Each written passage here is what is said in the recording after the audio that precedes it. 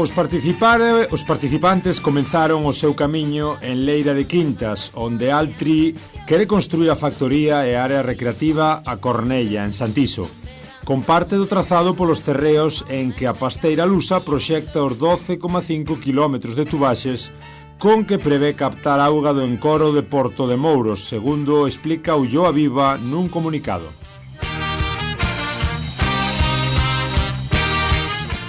O acto reivindicativo finalizou cunha simbólica cadea humana ao redor do río Ulla ao berro de "a auga é nosa e non da celulosa".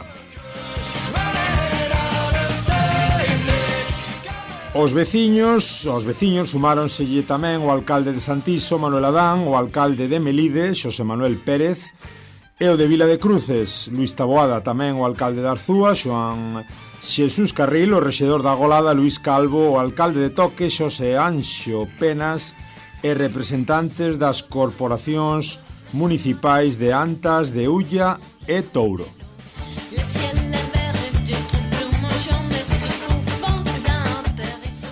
E é que unhas 400 persoas, segundo a plataforma Ulloa Viva, participaron este domingo nunha camiñada de 5 km con carácter reivindicativo contra a instalación da planta de fibra téxtil que proxecta Altri en Palas de Rei, Lugo.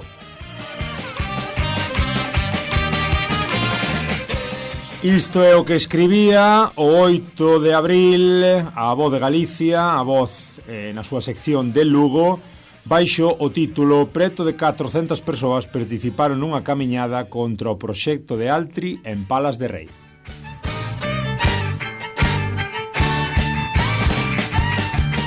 Ola, moi boas, eu son Germán Estévez, o xermano a portuguesa, e aquí estades unha vez máis no voso Galiportus, neste espazo galaico portugués que une ambas beiras do Miño, voz a voz. Hoxe, como vedes, falamos de Altri, desta mega compañía de celulosa, e falamos, curiosamente, de que todo o que ven de Portugal ás veces nin é tan bo.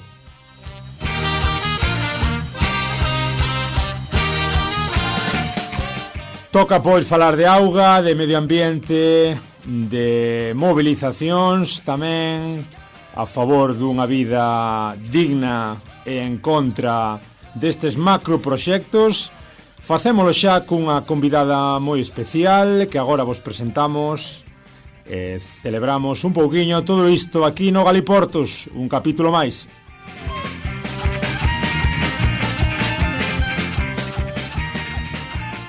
Ben, estamos aquí neste especial Galiportus de hoxe. O prometido de débeda, estamos con Olalla Rodil, licenciada en Publicidade e Relacións Públicas, mestrada en Estudos Internacionais, cara moi visible nestes anos todos do BNG no Parlamento de Galiza e actual viceportavoz, ademais lucense de Ribeira de Piquín, que coñece de primeira man a temática da que hoxe imos falar. Moi boas, Olalla. Hola, bo día. Graciñas polo teu tempo, obrigado, sabemos que tes a xenda chea. E outro día escoitábamos unhas declaracións túas, vemos que estás particularmente moi implicada na cuestión de Altri, falabas dunha bomba ambiental no corazón de Galicia. Temos que alarmarnos, esta cuestión de Altri é tal como así, é unha bomba ambiental de dimensións importantes? Sí, a ver, coñecimos hai xa bastantes semanas, casi diría un mes, o proxecto oficialmente, non? Fíxose para a exposición pública, para a súa declaración de impacto ambiental, e aí puidemos coñecer ben en detalle cal é a proposta que trae Altri e que pretende instalar Altri no Concello de Palas de Rei.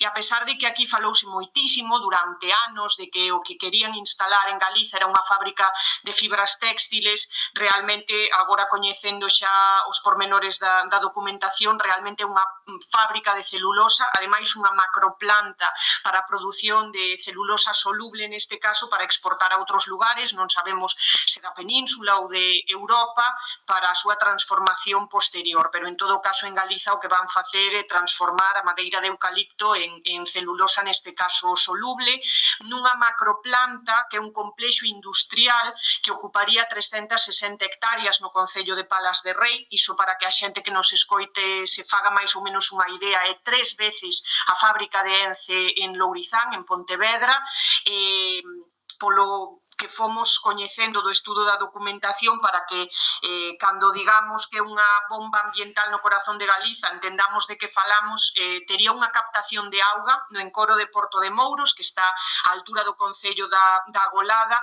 de 535 litros por segundo. En total, o consumo que pretende facer esta fábrica de celulosa en Palas de Rei, o consumo de auga equivale a máis do que consume o conxunto da poboación da provincia de Lugo nun día. E iso, ademais, despois tería un vertido, logo do proceso industrial, directamente no río Ulla, que acabaría modificando a temperatura da auga do propio río. Eso é algo que recoñece a propia empresa na documentación, coas consecuencias nefastas que tería para a fauna do propio río Ulla, e o máis grave todavía, porque o Ulla desemboca na ría da Arousa, que é un dos principais puntos marisqueiros e pesqueiros do noso país, co que chovería aínda sobremollado nunha ría que xa viu como os últimos anos se reducía moitísimo a súa produtividade como consecuencia, ademais do cambio climático, como consecuencia de outras verteduras na mina de San Fins ou os encoros por parte das eléctricas sin control. Para que nos estea escoitando, este é un podcast galaico-portugués, hai xente que nos sigue desde Portugal, desde Brasil, desde outras partes da península. Para que se fagan unha idea, falamos efectivamente da zona centro de Galicia, desa Galiza rural que xunta un pouco as provincias de Coruña, Pontevedra e Lugo, concellos, como comentas, da Golada, de Palas, de Monterroso, de Antas de Ulla, e comentas que o consumo da fábrica sería equivalente á poboación da provincia de Lugo, unha das 4 provincias galegas, que máis ou menos andan uns 330.000 habitantes. 50.000. 350.000 habitantes aproximadamente. Sería un consumo equivalente na práctica ao que consumimos toda a xente que vivimos aquí nun só día. E iso durante unha concesión que les pretenden que se estenda durante 75 anos, nun encoro, ademais, primeiro que nunca foi deseñado nin pensado para un uso industrial destas características, que a propia Xunta de Galiza recoñécelle uns usos determinados, pero en ningún caso para abastecemento dunha fábrica destas características, e que xa ten uns índices de contaminación bastante altos, entre outras cuestións, porque a Xunta de Galiza ven facendo deixación de funcións co goberno do Partido Popular a respecto das obrigas de control da calidade das augas neste punto concreto, como en tantos outros de Galiza. Cales son un pouquiño os sectores estratégicos nesa zona que tamén coñeces, Olalla? Contanos un pouquiño de que vive a xente e cal sería o impacto para, un pouco socioeconómico, non? Desas xentes do centro de Galiza. Esa é unha das partes, eu creo, máis interesantes a hora de abordar o proxecto de celulosa de Altri, porque aquí falase moito da promesa de creación de miles de postos de traballo. Levamos nestes últimos anos escoitando cifras que bailaron desde os 2.500, os 1.500, e agora coa documentación da empresa, no mellor dos casos, sendo moi optimistas, falamos de 500 postos de traballo. Tanto no concello de Palas de Rei como en toda a comarca da Ulloa, que se vería afectada, o que falamos, a Golada, Santiso, Melide, Arzúa, estamos falando dunha zona que se sitúa na área xeográfica da denominación de orixe protexida Arzúa-Ulloa. Só no concello de Palas de Rei hai máis de 12.000 cabezas de gando vacún para a produción fundamentalmente de leite e de derivados do leite, porque hai desde produción de queixerías a proxectos agroecolóxicos tamén vinculados á transformación do leite. É unha zona que ademais é moi viva, moi dinámica, no concello de Palas de Rei, que é o que máis coñezo porque é o que pertence á provincia de Lugo, hai un índice de paro baixísimo, non? Das máis de 3.000 persoas que viven en Palas de Rei, só hai desempregadas nos rexistros que hai no Instituto Galego de Estatística 95 persoas. Falamos da afectación directamente a un dos sectores productivos máis importantes que temos no noso país, e moi especialmente na miña provincia, na provincia de Lugo, como é o sector agrogandeiro, porque ademais houve unha aposta por parte de algunhas das explotacións explotacións e hai un interese, e eu creo que debería ser unha estrategia de país de ampliar o número de explotacións de carácter ecolóxico. Se xa é unha afectación moi grande para calquera persoa, para calquera proxecto ou explotación agrogandeira, para unha ecolóxica, poñer unha planta de celulosa e un macro espacio de 360 hectáreas a carón cos vertidos e coas contaminacións ao aire, eso vai ser terrible, non?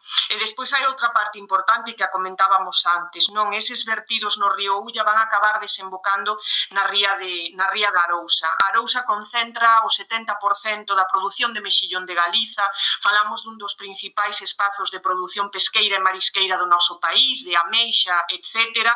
E dela viven directamente 4.000 familias nese sector pesqueiro e marisqueiro que para o noso país tamén é tan importante. E hai unha terceira peza, non é só a agrogandeiría e a pesca e o marisqueo, sino que hai outro elemento que se vai ver directamente afectado, que é o sector forestal do noso país. Aquí hai unha presión brutal. Para un podcast como o voso, ademais, é moi interesante, porque cada vez están emerxendo máis empresas portuguesas que logo da moratoria até 2030 na plantación de eucaliptos que se aprobou aí en Portugal logo do incendio brutal de Pedrógao Grande, empezaron a abrir o seu nicho de negocio aquí no noso país. Non é só Altri, a portuguesa Altri, sino tamén outra moi coñecida no sur, digamos, no noso país veciño, que é Navigator, que fai pasta de papel fundamentalmente. Esas dúas empresas levan moito tempo intentando acaparar unha parte importante da produción de eucalipto que hai en Galiza. Aquí cortamos aproximadamente 6 millóns de toneladas de eucalipto ao ano, unha parte importante para exportación, e aí hai unha presión moi grande para ocupar máis espazos a eucalipto. Vais exercer unha presión moi grande para a sustitución de piñeiros por eucaliptais, o que vai afectar directamente a esa cadea de valor do piñeiro, que tamén ten industrias importantes no noso país, as serradeiros e outras grandes empresas de transformación. E o máis grave, se levanta a moratoria que existe no noso país até o ano 2025 para a produción de máis eucalipto no noso país, podemos falar de que ao final acaben ocupando aínda máis superficie agraria útil, máis terras que deberían ser postas a disposición das explotacións agrogandeiras para incrementar a súa base territorial, para convertilas en eucaliptais. É dicir que se chega, que eu agardo que non, e a vontade popular de Galiza é clara de que isto non chegue a implantarse, pero no caso de que se implantase este proxecto de Altri en Palas de Rei, podemos falar de hipotecar a política agraria e forestal de Galiza por décadas. Temos pendente, efectivamente, un programa sobre eucaliptización que nos leva golpeando décadas neste noroeste peninsular, tanto que aquelas políticas, verdade, de Franco como Gon Salazar, que dedicáronse a eucaliptizar tanto Galiza como Portugal. É moi interesante todo o que comentas, e lendo un pouquiño tamén alrededor da temática, comentaba Ana Fernández, doutora en hidroloxía e portavoz de Augas de Adega, que con respecto un pouco, volvendo á cuestión da auga, estamos falando de que se solicita 9% da media do volume do encoro de Porto de Mouros. E o que en principio iba a ser unha fábrica de fibras sostíveis, unha biofábrica, como vos enterades, cal é o proceso un pouco desde que aparece as primeiras impresións, un pouco xurxe un pouco o tema, e resulta que despois vos enterades que é unha fábrica de macrocelulosa que vai ocupar, como ben comentas, 360 hectáreas, con por un lado 400.000 toneladas de pasta soluble e outra de 200.000, non? Dúas plantas, outra de 200 millóns de toneladas, de liocel, unha fibra sintética absorbente que un pouco produce máis ou menos unha fibra un poquinho algo mellor co algodón. Cal é o proceso desde que vos enterades un pouco hasta que se vai asimilando a cuestión, que se ve que non é o lobo, non vende como se di, non é a pela mesma que nos venden? Disto levase falando case 2 anos, non? De que había un interese por implantar unha fábrica de fibras textiles aquí en Galiza, levase falando pois desde comezos de 2022. Naquel momento o debate sobre todo situouse ao redor da crise industrial que se estaba abrindo en xeral en Galiza, pero sobre todo na comarca da Mariña, pola ameaza de peche de Alcoa que sigue encima da mesa, porque se seguires un pouco as informacións, pois Alcoa di que se vai e que pretende vender a fábrica de aluminio que ten na comarca da Mariña para, pois, non sabemos moi ben onde acabará iso. Naquel momento, en febreiro de 2022, comezou a falarse desa posibilidade de con arranxo aos fondos europeos, aos Next Generation, podía instalarse en Galiza unha fábrica de produción de fibras textiles para pechar sobre todo o ciclo productivo da madeira. Ese era o debate que había e que preferentemente tiña que instalarse na comarca da Mariña por si acaso caía Alcoa, que houvese unha alternativa industrial nesa zona do país. Sempre se mantivo así, cos meses soubose que había ese interese da portuguesa Altri de instalarse, digamos que liderar ese proxecto de fibras textiles, pero realmente empezamos a ver cales son os pormenores do proxecto e a realidade do proxecto a finais de 2023. Aí presentan a solicitude de captación de auga no río Ulla, no encoro de Porto de Mouros, e de feito estivo en exposición pública no medio da campaña electoral, o que fixo que pasase prácticamente desapercibido, porque isto era unha loucura, e eu creo que intencionadamente, agora creo que podemos dicir así, intencionadamente o Partido Popular sacou naquel momento esa fase de exposición pública para que pasase un pouco sen pena nin gloria. Pasadas as eleccións do 18 de febreiro, pois como aos 15 días, non me dou conta agora da data concreta, pero como 15 días despois do resultado electoral do 18 de febreiro, lánzase a exposición pública xa toda a documentación do proxecto de declaración de impacto ambiental. E aí é onde realmente sabemos xa cal é a proposta concreta, que non é unha fábrica de fibras textiles, falase de que, bueno, se producirán 60.000, creo que son toneladas de liocel, que despois se tal 200.000, que sería a materia prima para poder facer fío despois para a produción textil, pero realmente o que vemos que hai encima da mesa é unha macrocelulosa para exportar, celulosa neste caso soluble, non é o mesmo que Ence, para que nos entendamos, é outra celulosa diferente, pero é unha transformación mínima para exportación, e de feito o máis significativo é que a industria, o proxecto industrial de Altri defínese a si mesmo como industria de enclave. Nunha das páxinas do propio documento da declaración de impacto ambiental defínense a si mesmos así, non? Como unha fábrica que se vai instalar aquí porque pouco máis que lle sales moi barato, tes a materia prima neste caso que é o eucalipto, pero que despois vai ser para exportar noutros lugares, e que basicamente nos van poñer aquí unha bomba ambiental que ademais é unha fábrica contaminante que non queren en ningún outro sitio. Sí. Vos que tendes moi boa relación co bloco de esquerda portugués, Olalla, comentas efectivamente que, bueno, as circunstancias que se dan en Portugal fai como que busquen eles un pouco alternativas fora de Portugal. Cales son así un pouco as informacións que vos transmite o bloco, un pouquiño como esa comunicación na contrapartida un pouco, na visión a norte e a sur do Miño, que é o que vos contan do que pode levar a Altri e do que nos pode vir nos próximos anos tamén. Tendes algunha información a respecto diso? Non tanto polo bloco, sino polas informacións públicas que coñecemos e o estudo que fixemos durante todas estas semanas da propia empresa, non do propio Altri. Altri ten unha fábrica de celulosa en Caima, en Portugal, producen 100.000 toneladas. Para que vexamos a dimensión, Altri en Portugal produce 100.000 toneladas, pero aquí pretende instalar unha fábrica de 400.000. É que estamos falando dunha das fábricas destas características que sería das máis brutais en dimensión de toda Europa. E o que coñecemos directamente polas informacións xornalísticas e a loita popular, que tamén se dá no outro lado do Miño, é que hai moitas denuncias polo grau de contaminación sobre o teixo que ten toda a actividade industrial de Altri. De feito, constannos que houve incluso expedientes sancionadores precisamente por esa contaminación no río.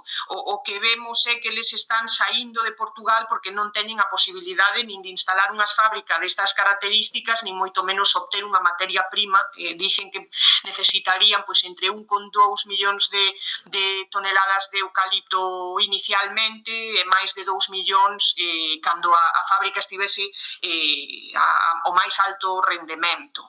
Ese volume de materia prima non o poden obter en Portugal porque se está nun proceso de deseucaliptización, de reducción da presenza destas masas de cultivo, porque non é unha árbore de bosque, iso é algo que temos que entender, que é un cultivo como hai outros que ten un enorme impacto no propio territorio polo consumo de auga que ten unha especie de crecemento tan curto, é dicir, levalle tan pouco medrar a respecto dunha árbore nobre como carballo ou como castiñeiro porque bebe unhas cantidades inxentes de auga e de nutrientes. E iso ten un impacto brutal e sabémolo aquí que levamos moitos anos convivindo con esta especie, cales son as consecuencias que ten sobre a propia terra. Entón, nós no BNG sí que somos moi claras en que necesitamos ordenar e planificar o noso territorio. Non pode nin sequera poñerse encima da mesa un proxecto destas características sen antes pensar racionalmente en ordenar e planificar un pouco os espazos onde pode haber actividade forestal e con que especies e, sobre todo, para nós o máis importante, que hai alternativas a esta barbaridade para poder xerar riqueza e valor engadido no noso país e deixar de ser o gran produtor de materia prima para levar a outros lugares do mundo para xerar, riqueza e postos de traballo de maior cualificación fora de aquí. Iso é moi interesante porque a Altri en Portugal sí que fixe un investimento moi grande en centros tecnolóxicos, centros de investigación, é dicir, ese valor engadido, ese plus que che dá traballos ademais moi especializados que deixan despois tamén máis rendemento e máis riqueza no territorio, non os vai traer a Galiza. Es que non hai nin a máis mínima intención diso, non? Aquí o que che van é chantar a bomba ambiental que non poden poñer noutro lugar. Que lle decimos, poñéndonos reduccionistas, hai xente de todas as cores e todas as condicións que nos poden estar escoitando, poden dicir Galicia ten auga de sobra, eucaliptos hai moitos que ven, que fagan pasta de eucalipto e así xa se nos vai reducindo o problema de eucalipto e postos de emprego, están as cousas moi mal. Se me ofrecen 500, son 500 familias que van a estar aí traballando. Que lle dicimos a esa xente de pensamento instantáneo, sin moita reflexión por medio? Primeiro empezaría a romper certos mitos. En Galiza non hai auga abonda, nin hai auga para que abramos a billa e deixamos que corra, non?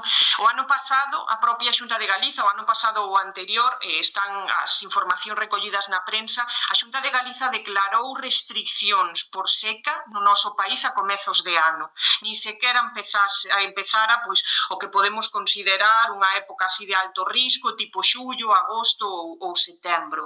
E cada vez vemos que hai máis partes do noso país, sobre todo a provincia de Ourense, que se ve, pero non só, tamén Vigo, é dicir, hai máis zonas do noso país onde cada verán hai que establecer restriccións, onde se fala, por exemplo, de facer algunha obra hidráulica para desviar algún río. En Vigo foi os últimos anos un debate recorrente, por exemplo, o da canalización do río Verdugo, non, para abastecer a cidade. E o que non podemos é negar o evidente. Temos un cambio climático que non é algo que vai a vir, é dicir, estamos xa sufrindo as consecuencias directamente desa crise, desa emerxencia climática, e a auga vai ser un dos bens máis escasos e máis preciados. Non podemos, eu creo, instalar ningún proxecto industrial que non teña o máis mínimo rigor nin o máis mínimo carácter sostible no que ten a ver co consumo de auga. E ese é un dos grandes, eu creo, elementos de debate a respecto deste proxecto e desta fábrica de celulosa de Altri. E logo dos postos de traballo, aparte de ser unha gran mentira, e non hai máis que repasar un pouco as informacións tanto do goberno do Partido Popular como da propia empresa, o baile de cifras constante, hai que preguntarse 500 de traballo a cambio de cantos. De cantos se poden destruir no sector agrogandeiro galego ou de cantos podemos destruir no sector pesqueiro e marisqueiro da ría de Arousa, non?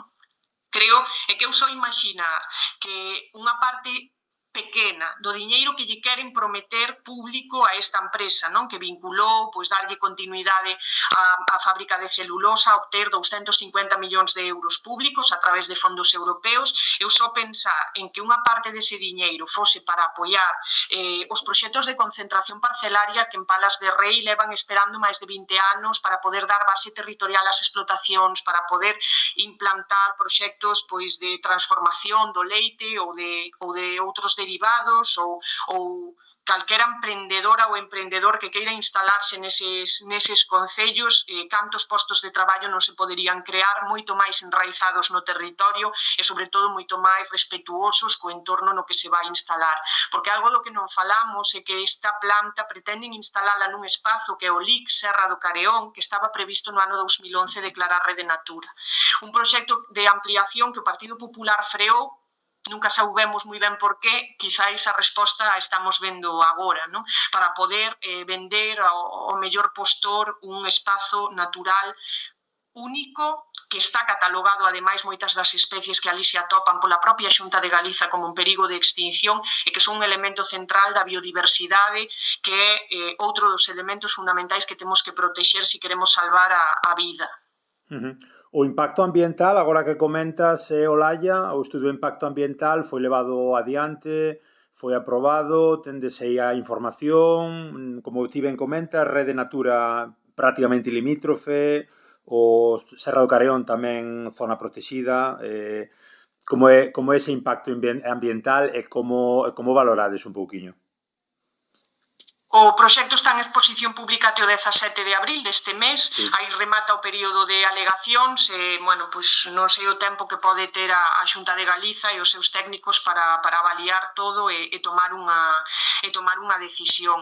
Para nós é evidente que nese espazo non pode estar, nin nese nin noutro, polas dimensións e as características do proxecto industrial que acabamos de falar, pero concretamente nese é que é unha auténtica barbaridade. Por iso decimos sempre o de que pretenden instalar unha bomba ambiental no corazón de Galiza, porque, como ben dicíamos, falamos dun espazo que está moi achegado a un Rede Natura e que, ademais, estaba previsto incorporar a Rede Natura 2000 no ano 2011, porque ten unhas especies consideradas endémicas, non únicas prácticamente en Europa, como a Santolina de Melide ou a erva de enamorar de Merzón, se non me lembro mal, porque os nomes son así moi técnicos, que a propia Xunta de Galiza na súa normativa no decreto 88/2007 recoñece como un perigo de extinción e como unha das especies de fauna e de flora que son necesarias catalogar e protexer. Pois agora pretenden instalarlle unha macrocelulosa de 360 hectáreas encima. A concesión, falamos, Olalla, tipo ENCE, 75 anos. Estas cousas non van de 4 en 4 como os ciclos políticos, non? Isto vai para longo. Normalmente son 75 anos, dereito de captación nun encoro que foi construído en 1962 e que tamén ten unha vixencia de 75 anos, non? Esa concesión. Bueno, é privatizar os recursos naturais que son de todos, a empezar pola auga e por este espazo natural que sería necesario protexer e, ademais, permitir que se destrúan para lucro dun puñado de empresas que tamén non é Altri só. Porque falamos sempre de Altri, originariamente a empresa portuguesa foi quen impulsou o proxecto, pero buscou aliados aquí en Galiza e concretamente aliouse con Greenalia, con esa empresa enerxética forestal no seu momento, que é a que forman en tándem o proxecto, o nome, a empresa Green Fiber, porque a todo hai que poñerlle verde para intentar facernos creer a todos que realmente é algo ecolóxico. E non é nada ecolóxico, é a destrucción, a depredación e a rapiña de toda a vida. Hai, digamos, que para intentar parar esta situación hai tres patas, digamos, non? A pata política, na que estades vos todas envolvidas, un pouquiño aí facendo oposición, a cuestión mediática e a cuestión tamén da mobilización social. A nivel de mobilización social hai unha plataforma que se chama Ulloa Viva, que tamén está facendo o seu papel Como valorades un pouquiño a implicación desta xente toda? Por exemplo, outro día tamén líamos unhas declaracións moi interesantes, unha reflexión moi interesante sobre a cuestión de Altri. Se colles 46 millóns de litros, dicían, como pode ser que devolvas 30 millóns de litros? Onde están os 16 millóns restantes? Sí, é que este proxecto a pouco que te poñas a rascar, que coñezas un pouco toda a documentación que é moi extensa e moi técnica, e que contrastes un pouco as declaracións que fan desde a empresa e desde o goberno da Xunta de Galiza, desde o goberno do Partido Popular, ves que non hai por onde collelo. É tan indefendible que lles costou defendelo aos propios impulsores. Eu quero lembrar que aquí Altri trouxo técnicos, persoas ademais galegas que son as encargadas de intentar materializar esta macrocelulosa, foi a Palas de Rei, foi a Melide, e eran incapaces de responder ás preguntas máis básicas da xente. Agora intentan, por exemplo, como gran debate a auga e a destrucción que suporía do Encoro, do Ulla e da Arousa, ao principio decían que iban devolver a auga mellor que a captara, pero que nos din a documentación, eles mesmos na súa documentación oficial, é que van incrementar ao longo de todo o proceso industrial e ao devolvela de novo o Ulla van incrementar en 3 grados a temperatura da auga. Eu non sei as troitas no Caribe si se dan, pero aquí o que é evidente é que as troitas que temos en Galiza non viven con unha temperatura caribeña na auga, non? Entón, o mesmo, pois dícennos que van captar 46, eu digo en litros por segundo porque senón é unha cifra que 535 litros por segundo, pero que nos van devolver prácticamente todo, non? É unha mentira tras outra para intentar convencer a unha poboación que non se deixa enganar. Eu creo que ese é o gran erro que cometeu o Partido Popular. Pensou que isto iba a pasar sin pena nin gloria, que ninguén iba a decir nada, que non nos íbamos a enterar, e de repente a xente que vive nese territorio, que é a que vai estar afectada polas expropiacións, pola afectación do propio territorio que supón a construción desta fábrica, revolvéuselles e comezou a mobilizarse precisamente nesa plataforma Ulloa Viva, que foron os primeiros en saír, en denunciar, en mobilizarse moito antes que as organizacións políticas, e que levan moitos anos, non é de agora, eso é así, e hai que recoñecerllelo, levan moitos anos xa encendendo a luz de alarma sobre as consecuencias que isto podía ter, e a verdade é que están facendo un traballo brutal de difusión, de información, de apoio tamén ás veciñas e aos veciños para que poidan presentar alegacións con moitas dificultades, porque o Partido Popular está poñendo todo a través dos seus alcaldes, das súas agrupacións locais, para impedir que a xente presente alegación, solicite información, para intentar coaccionar. Eu non o podo demostrar, digo así, pero a min chegaronme moitas persoas denunciando que, por exemplo, o alcalde de Palas de Rei estaba intentando presionar aos veciños que presentaran alegacións para que a retiraran. Eu creo que é gravísimo o que estamos vendo, pero tamén creo que nos temos que enorgullecer como pobo da resposta popular a este proxecto e as consecuencias que pode ter. E unha vez máis o pobo galego autoorganizado como tantas outras veces, co apoio, entre outros, do BNG neste caso, eu estou convencida que imos parar esta barbaridade. Quedanme nada, 2 preguntiñas, Olalla, con respecto ao papel do partido no goberno, do PP, e poñéndonos outra vez un pouco tremendistas ou pesimistas, aquel que nos estea escoitando e diga, está moi ben todo o que falades, pero Rueda acaba de sacar unha maioría absolutísima clara, Rueda ten a mensaxe moi masticada, Galicia non está para prescindir de moitísimos postos de traballo, isto xa ven de atrás, xa leva 2 anos xestándose, xa está o proxecto aí a puntiño de saír, as alegacións ata 17 de abril, isto está feito. A pesar da mobilización popular, a pesar de todo o traballo de oposición, a pesar de moitas pesares, hai opcións reais de que a cousa non saia adiante, ou o PP colle e di isto mau de ferro, ten que ir? Hai opcións de que non saia adiante, eu estou convencida, e vai depender da capacidade de mobilización social que teñamos. Se colles as declaracións dos dirixentes do Partido Popular, de todos, non só do presidente da Xunta, desde o principio hasta hoxe, vas ver como hai moitísima xente que xa empeza a dar un xiro de volante, porque é moi difícil defender un proxecto destas características. Eu creo que iso tamén é o resultado da capacidade de mobilización que ten a xente e de que non nos poden tomar por idiotas. É dicir, a xente non se moviliza por deporte, sino porque leu o proxecto, ve as consecuencias e non quere algo así, nin nos seus concellos, nin na súa comarca, nin no seu país. Eu non creo que poidan facer o que lles dé a gana. De feito, para min hai unha mostra de que o Partido Popular coidouse moito de que se coñecese realmente a documentación oficial do proxecto antes das eleccións.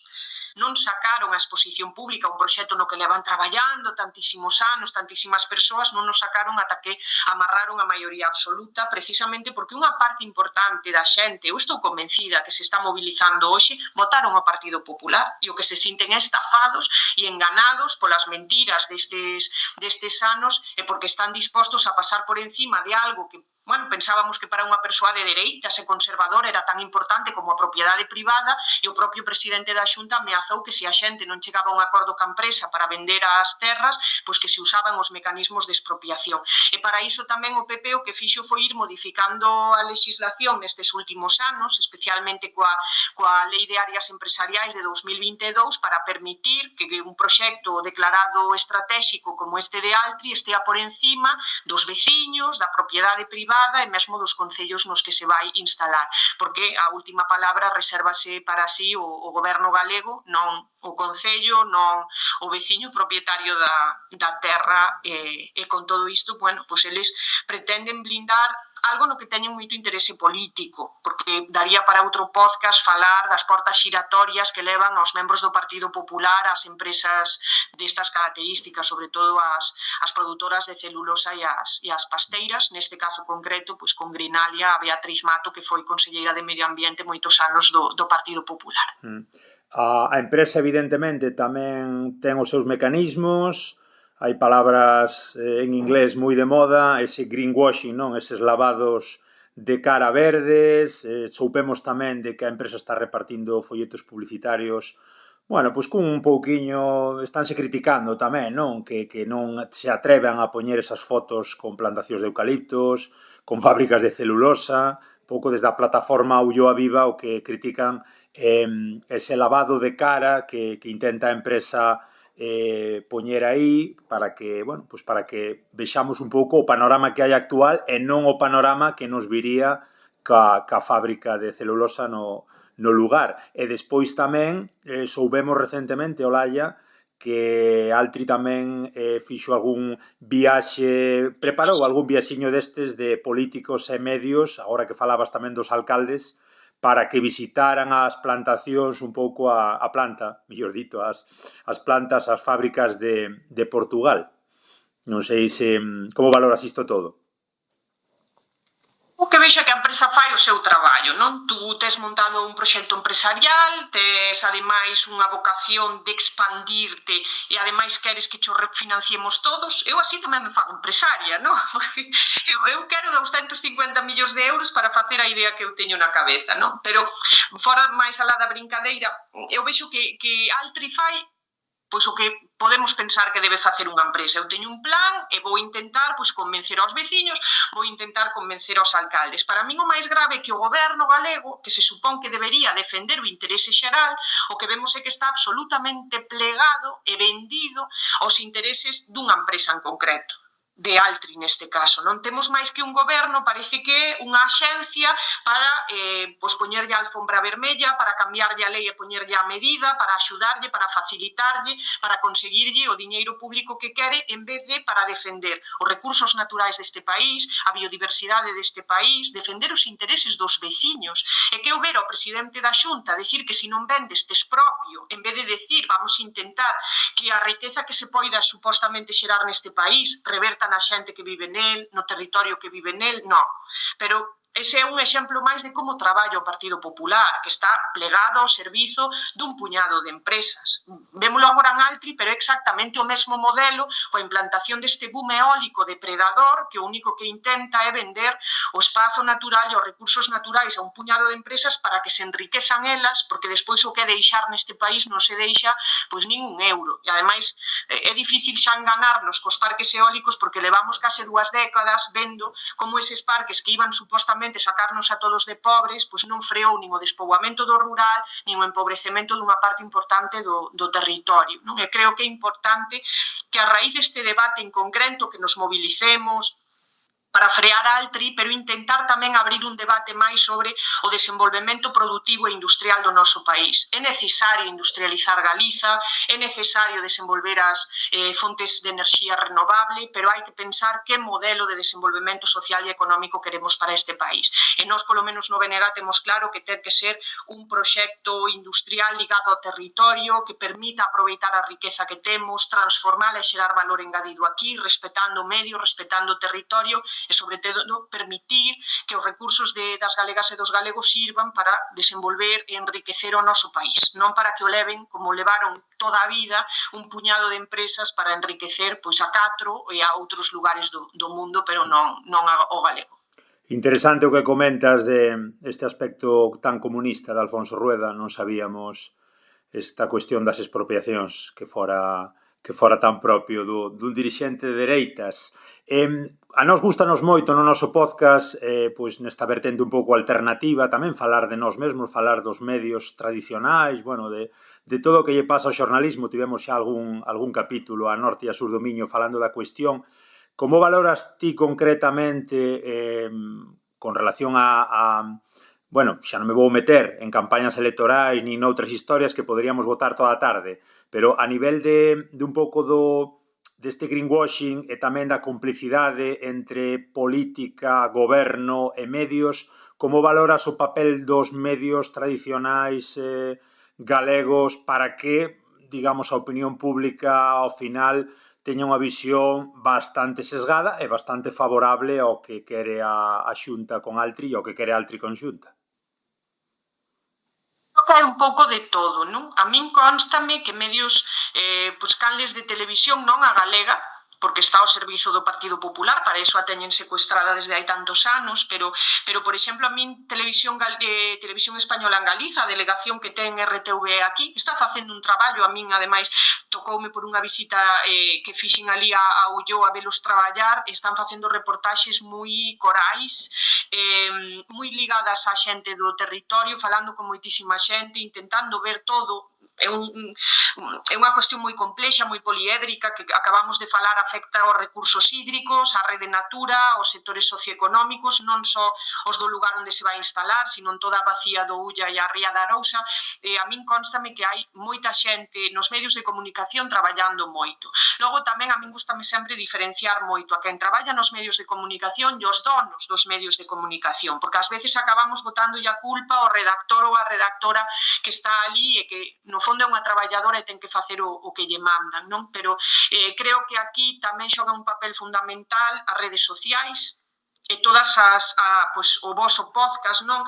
Todos os medios que temos directamente, que nos vai costar o doble, que é máis difícil, pero que nos abren unha fiestra de oportunidade moi grande a lanzar a nosa mensaxe directamente. E logo que estamos facendo no BNG son actos informativos, pois tivemos un aquí en Lugo na cidade e enchimos o auditorio da Casa do Saber, temos outro a semana que ven o día 9 ás 8:30 en Monterroso, temos seguramente outro un poquinho máis adiante en Palas de Rei, a propia plataforma Ulloa Viva fixo en Melide, fixo en Palas de Rei actos. Creo que é imposible hoxe en día intentar silenciar a tanta xente advertindo das consecuencias. E creo que se está xerando realmente un estado de opinión que eu non creo que sexa favorable a Altri.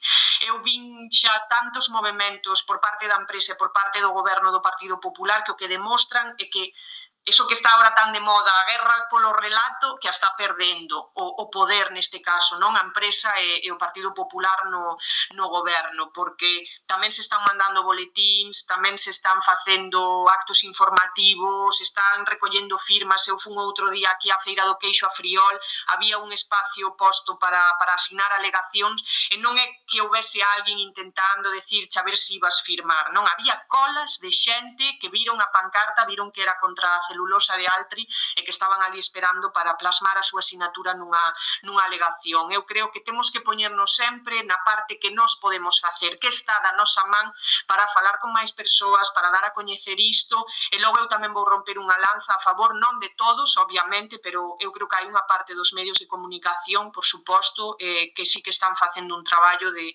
investigación e de contar realmente o que está pasando.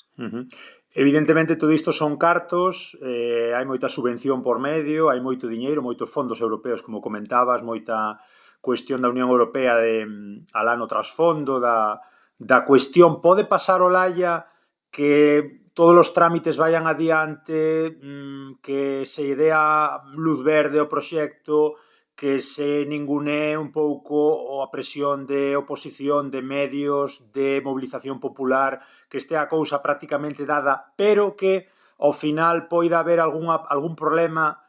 Eu tamén lín sobre a cuestión que se dea marcha atrás porque non saen adiante os fondos europeos, é dicir, que tamén haxa esa loita en Bruxelas e que ao final o proxecto se quede en nada. A empresa sempre o ligou nas declaracións que fixo a conseguir eses 250 millóns de euros de financiamento público.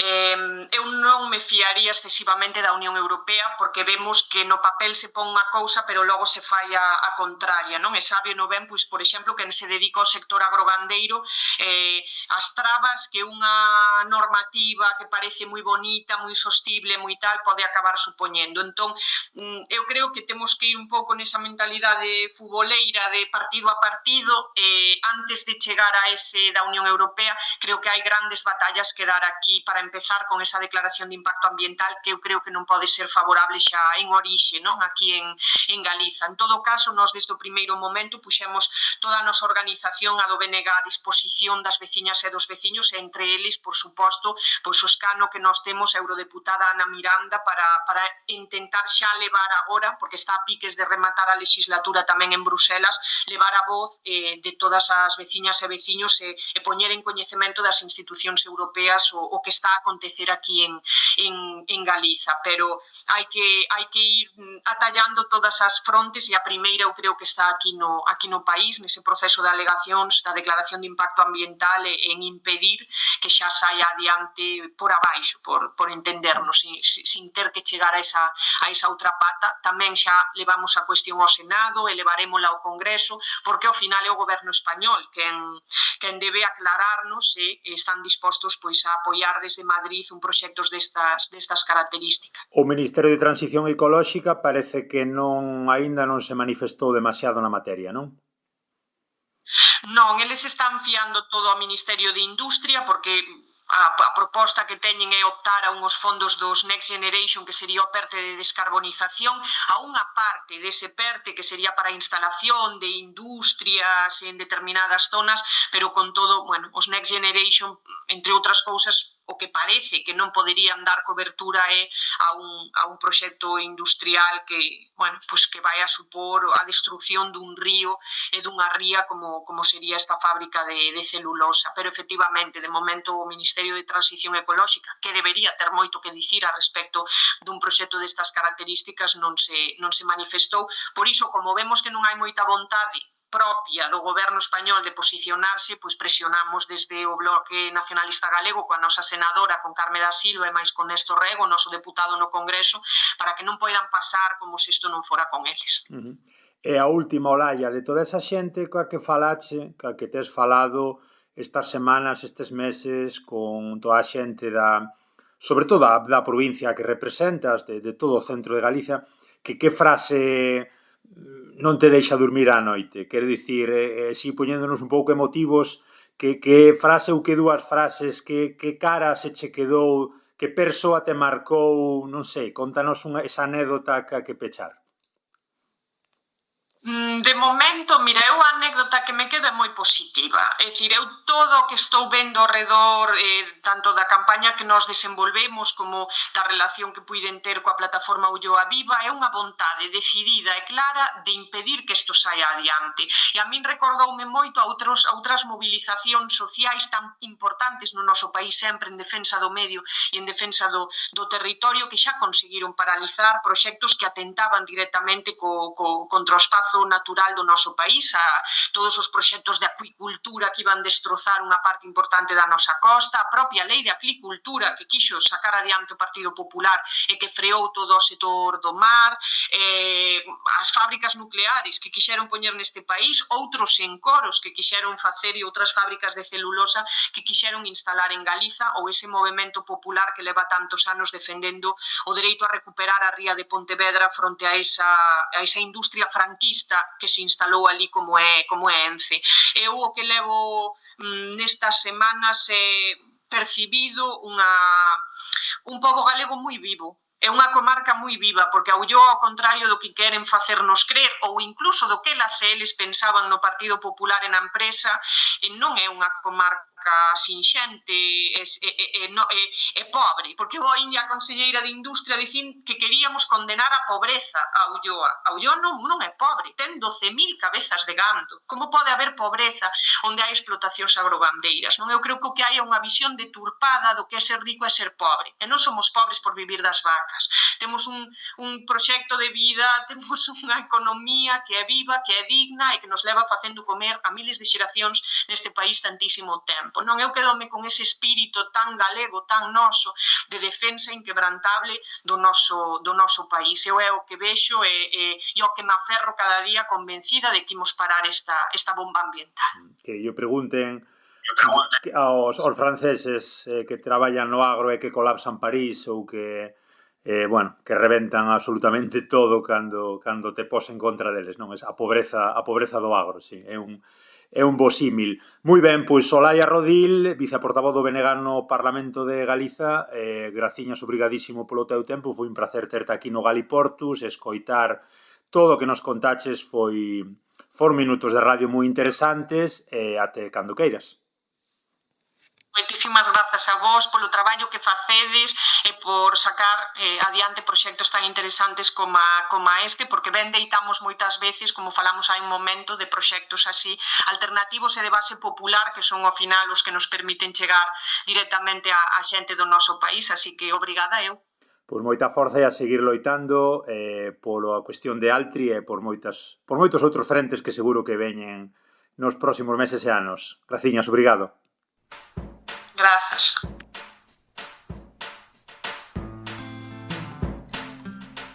Moi ben, pois até aquí con nosa conversa con Olaya Rodil, viceportavoz do BNG no Parlamento de Galiza, lucense de Ribeira de Piquín, que, como vistes, coñece de primeira man a problemática de Altri, problemática que pode vir nos próximos tempos coa instalación da mega fábrica de celulosa no corazón galego. Esperamos que vos gustase este programa.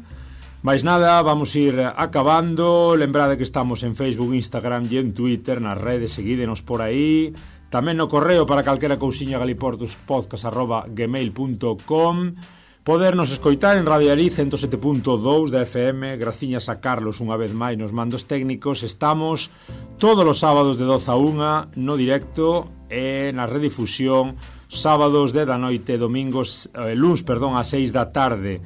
Nas plataformas seguramente nos estades agora a escoitar desde iVoox, Spotify, Podgalego ou Apple Podcast. Un placer, como sempre. Eu son Germán Esteve, do Germano a Portuguesa, aquí preparando novos contidos que acheguen Galicia e Portugal voz a voz. Hoxe marchamos cun tema que nos recomenda Olaya e que representa moi ben o que estamos intentando falar e interpretar con Altri. Trátase de Sejadoras, o tema das Tanxus. Chao, chao, obrigado.